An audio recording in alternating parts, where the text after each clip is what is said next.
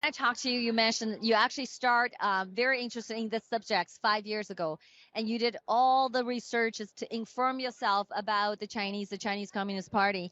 So tell me, is there any other way that you know of how the Chinese Communist Party to infiltrate countries like United States?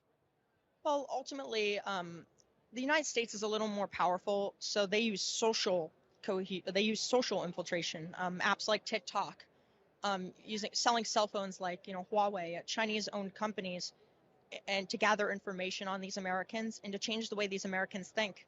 And then in smaller countries, One Belt One Road, with the Belt and Road Initiative, what they're doing is they're basically funding these underdeveloped and poorer countries. They're saying, here, have this road, or here, let me build you an airport. And then they'll be like, okay, this project is $5 billion, get it to us in 10 years. And then they'll come back in 10 years. And if that country doesn't have the money, they'll go, okay, our airport now, and then we'll turn it into a military base. Sorry, it's our land. You can't pay us back. Yeah. And when you have that kind of land, you have the coast, because the coast is very important in all countries, not landlocked countries, but countries with coastal land.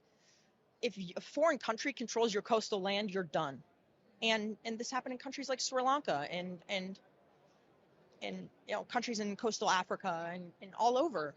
Yeah, exactly. And if the Chinese Communist Party can continue to do that to poorer nations, they're going to continue to step closer and closer and closer to the United States until eventually they have a country in South America, Central America, heck, a country in the Caribbean.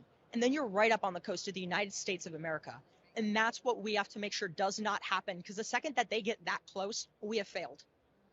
You know what, Joey? I I have to tell you, they are already there. Okay, so they pretty much, as you said, the Belt One Road One Belt Initiative, or BRI, Belt Road Initiative. Through that, they have already compromised many governments that in the continents that you just mentioned. So very unfortunately, yes, they are already here in United States. Okay, so the information we provided you at the booth in terms of those law firms, those the CCP's registered spies agents, they're actually actively working for the interest of the CCP on American soil, and they're actively silencing and persecuting those Chinese dissidents that speaking out against the Chinese Communist Party.